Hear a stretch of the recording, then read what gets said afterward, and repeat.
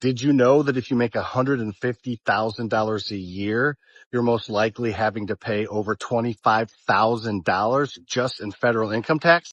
Just remember, future increases in your income are a wealth effect today. It would be an economic disaster. America is officially broke because the national debt just officially passed the size of the entire economy. The United States is about to break and nobody is willing to talk about it. If we as a country don't make a change here, we are cooked. 81% of Americans say that inflation is a problem they're worried about. In 2 months, it's going to become completely unaffordable to live in the United States. Have you noticed that almost everything is getting more expensive? Food, electricity, transport, restaurant bills, even basic daily items. And the scary part? Salaries are not rising as fast. In the US, inflation stayed around 2.7% in 2025, but some everyday essentials increased way more than that. Electricity prices jumped nearly 6.7%. Utility bills rose over 10%. Restaurant prices climbed almost 5%. Coffee prices exploded by nearly 20%, and beef prices surged over 14%. So what's causing this? First, higher interest rates. When central banks raise interest rates to fight inflation, borrowing money becomes expensive. That means companies pay more for loans, transport companies pay more for fuel and financing, and businesses increase prices to protect profits. Second, supply chain problems and global conflicts. Shipping costs, fuel prices, and import taxes are still affecting products worldwide. Even electronics and household items are becoming more expensive because factories and transport networks cost more to operate. Third, housing and rent. Housing remains one of the biggest drivers of inflation. Rent, insurance, repairs, and maintenance costs keep increasing, pushing up the cost of living everywhere. And people online are feeling it too. Many consumers say groceries, healthcare, and services never return to old prices. They just stopped rising as quickly. The result? Families are cutting spending, people are using credit cards more, and consumer confidence is dropping sharply. Experts warn that even if inflation slows down, prices may never fully return to what they were before. Because inflation doesn't usually reverse. It resets the new normal. So the big question is, how long can ordinary people keep up with rising costs? In 2 months, it's going to become completely unaffordable to live in the United States. And I'm not talking about luxury lifestyle. I'm talking about basic middle-class needs. I run a relocation business out of Costa Rica. I asked my clients, who are a couple from Bushwick, Brooklyn, why they were thinking of moving abroad. They sent me their monthly budget spreadsheet. So combined, they make $120,000 a year. And from that, they get to bring home about $7,400 a month after taxes. Their rent is $3,100 a month. And their health insurance is about to skyrocket to $1,750. They budget about $1,000 a month for groceries. Their utilities, internet, cell phones, and MetroCard are another $1,300 or so. So at the end of the month, this leaves them with about $250.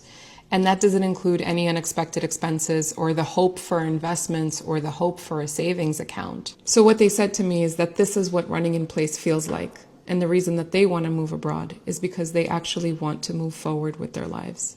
America is officially broke because the national debt just officially passed the size of the entire economy. So here's what you need to know to protect yourself. The US debt surpassed 100% of GDP for the first time since World War II, and it's likely going to break this record real soon. In plain English, the US owes more than what it makes an entire year, and it gets worse. So you know how we as individuals can calculate our net worths, right? We take what we have, aka assets, minus what we owe, aka liabilities, and that is our net worth. Well, the country can kind of do the same. So a couple of economists ran the Treasury's own numbers and found this. $6 trillion in assets, $47 trillion in liabilities. That means Uncle Sam is $41 trillion under the hole and technically insolvent. But here's the thing, countries that print their own money don't go bankrupt the way that you and I do. So what do they do instead? They debase, meaning they print more money like exactly what they did over here. So meaning every dollar that you already have in your pocket drops in value. To put in perspective on how bad it's been, a dollar back in 1913 has the same purchasing power as 3 cents today. That's 97% purchasing power gone. So how do you protect yourself? Two assets, gold and Bitcoin. Ray Dalio, who runs the largest hedge fund in the world, recommends putting 5 to 15% of your portfolio in gold or Bitcoin as a hedge. And one ETF that I personally use is BTGD. This is not sponsored, I just really love them. And basically what this ETF does is that every dollar that you put in, you get $1 of gold exposure and $1 of Bitcoin exposure. So you're getting 200% notional exposure. Typically, if you only have $1 and you want to split it against two assets, that means 50 cents goes here and 50 cents goes there. But this one, you get $1 here and $1 there. So it's capital efficient.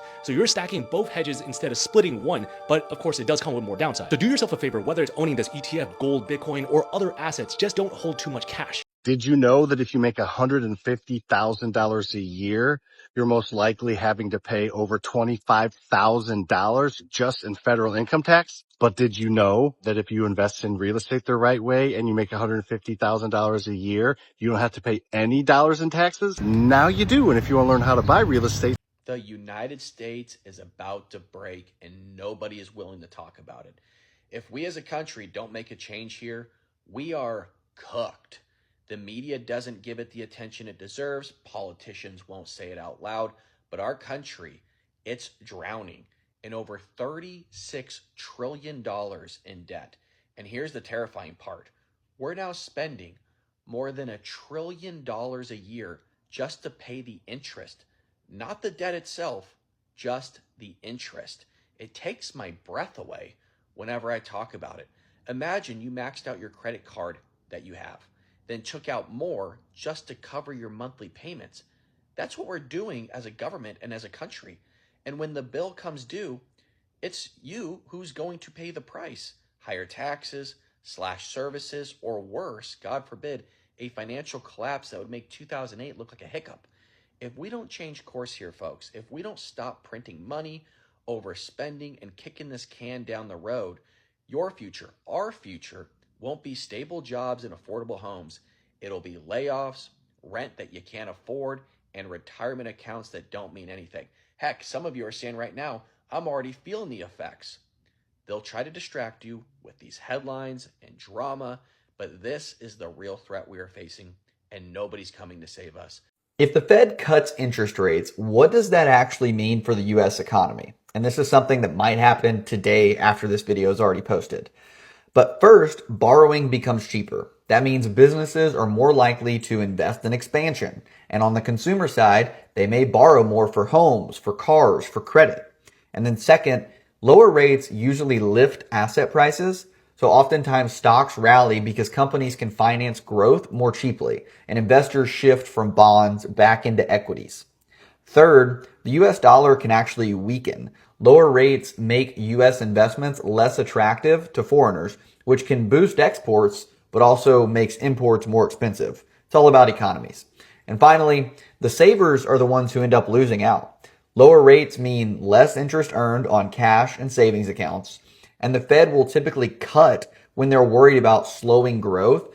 So a cut is kind of like a signal and a tool to stimulate the economy.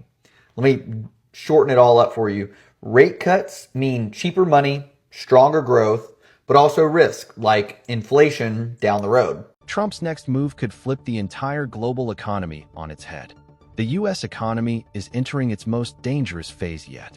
After decades of soaring national debt rising from $6 trillion to over $38 trillion, America is now paying more in interest than it spends on defense or healthcare.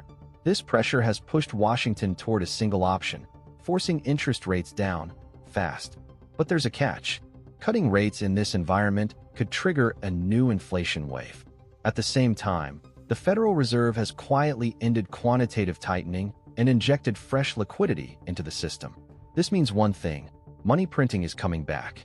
With trillions parked in money market funds, even a small rate drop could send a flood of cash rushing into assets like stocks, Bitcoin, gold, and real estate, pushing prices sky high worldwide. Meanwhile, everyday consumers will feel the pain as inflation creeps into groceries, essentials, and basic living costs. Do you think these rate cuts will spark a boom or unleash a new crisis? Tell me in the comments.